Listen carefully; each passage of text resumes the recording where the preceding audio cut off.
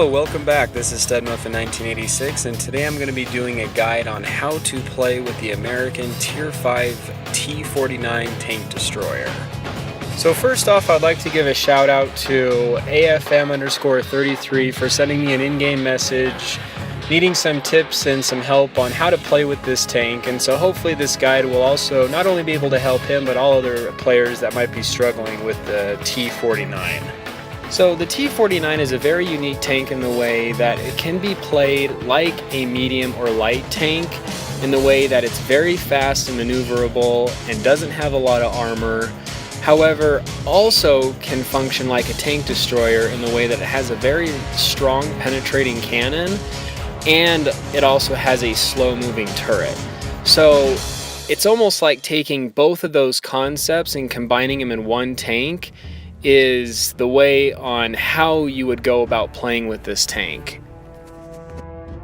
So even though this does have a upside down triangle giving it the tank destroyer status, the stats of the tank, as I had mentioned, being very maneuverable and just quick, very little armor, and has a 360-degree turning turret, allows this tank to bend the rules a little bit. It's pretty cool because you could actually fulfill multiple roles of either playing more like a light or medium tank, or more like a tank destroyer and finding good sniping positions to rain down fire upon the enemy. So let's go into the armor. So, as mentioned, from looking at the armor here, you can see that this thing is easily penetrated from just about any angle, showing up about a 100% chance of being able to get penned from another Tier 5 cannon. So you really do not want to be putting yourself in a position to rely on your armor at all. Rather, you want to be relying on the landscape a lot more to help protect yourself. So when going in and now looking at the gun depression, we can see that it has a -10, which is really good, allowing you to peek over hills and point your cannon down really steep to get some great shots and angles on the enemy, and then back up to a safe location to reload. And then also just looking at the cannon's flexibility here is pretty good, and the fact that you also have a turret that rotates 360 degrees is also really helpful. But once again, you have to take into consideration, with this being a tank destroyer, this turret does not move as fast as light or medium tanks turrets do. Once again, more like a tank destroyer in the fact that it's very slow. So from the fully upgraded cannon gun specs, it looks like we have 200 alpha damage, 160 max pen, which is pretty good, 9.92 on rate of fire, which is really good, and then 0.41 on dispersion's a little high, making it a little difficult to be too far away to snipe targets from afar off. But being you can play with this tank more like a light or medium, it will allow you to get a little closer to those targets, making it easier to hit them. So if you are more credit conservative, just get 2 Hesh rounds and you can fully load out on your standard AP shells, being that this is a tank destroyer and it already has good penetration. And then I still highly recommend getting the multi-purpose restoration pack, if nothing else. And then for equipment, getting the gun rammer to increase your rate of fire a little bit, the camo netting to help you stay camouflaged if you need to be in spots for sniping, and then the coated optics, which is interesting for a TD just because you can play with this thing like a medium or light tank to detect enemies. And then I don't use provisions just for how expensive they are. Now let us put our money where our mouth is and go into some gameplay here to show you just a little bit about what I mean, that you can play with this thing like a tank destroyer and also in ways of being a light or medium tank. So here I'm getting quickly to a position to spot my enemies like you would a medium or light tank because I'm very agile. I see some enemies coming up over here on our right hand side, take some shots at them. They still can't see me, most likely because I'm using my camo net, trying to be very situational aware here of making sure I'm behind the hill a little bit, not still on top where that bush was, so I'm not getting hit.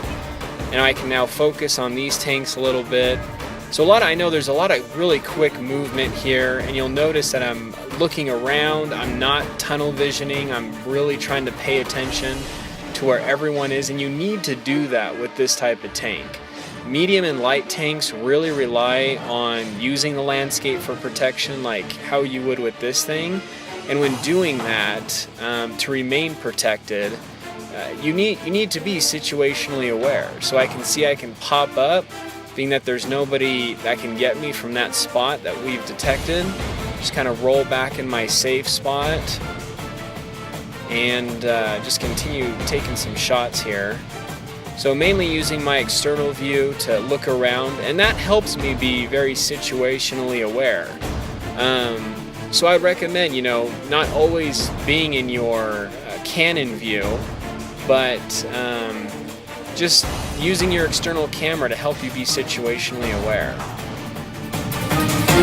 So as you may have noticed, I'm relying more on the landscape, the hills, the rocks to help protect me, rather than exposing myself completely out in the open and just relying on my armor to protect me. And that's what you've got to do with this tank.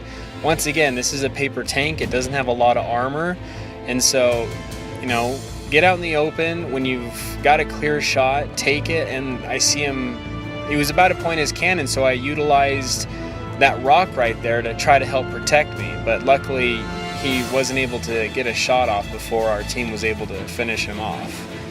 So good game, just one example of how to play with this tank. It is very unique. You can see just from that gameplay, it's not like how you would play with a lot of other tank destroyers.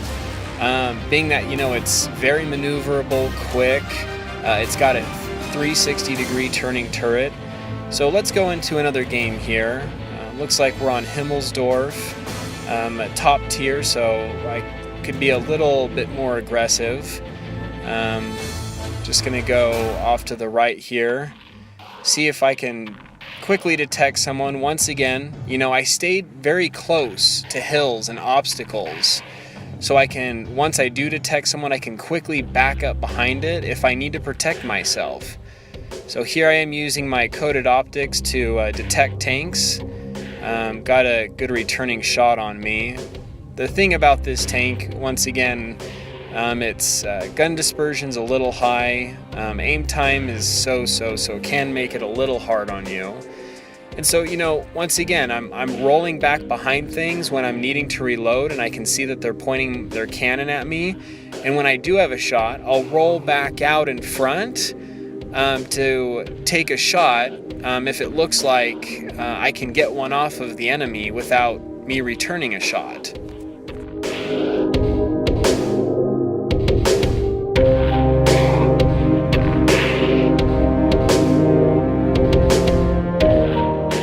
So here, just being very situationally aware, saw and took care of those guys in front of me. Now we've got some guys off to the left, trying to just point my cannon and focus on any other moving target around to see if I can get any other shots off as possible, which looks like I can. And so by using your external view a lot to really pay attention to where all the enemies are on the field, where they're pointing their cannons, where their focus is, can really help you take advantage of the enemies, sneak up on them, take shots, use the landscape like I'm here. Now I'm reloading, not relying on my armor, pop out again right as I have my next shell reloaded, and then just take another shot. And so using that external view to really pay attention to where everyone else is can really help you with this tank.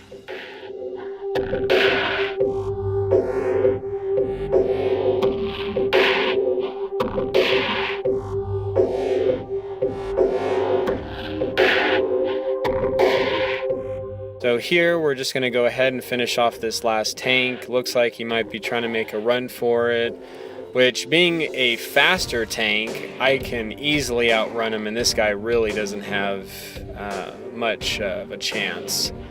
So took care of him, good game, good work from the team, very aggressive. And so I hope you enjoyed my guide on the T49 and it's able to help you in future battles that you have with it. This is StudMuffin 1986. Thanks again for watching, and comment and let me know if you'd like me to do a review like this on another tank.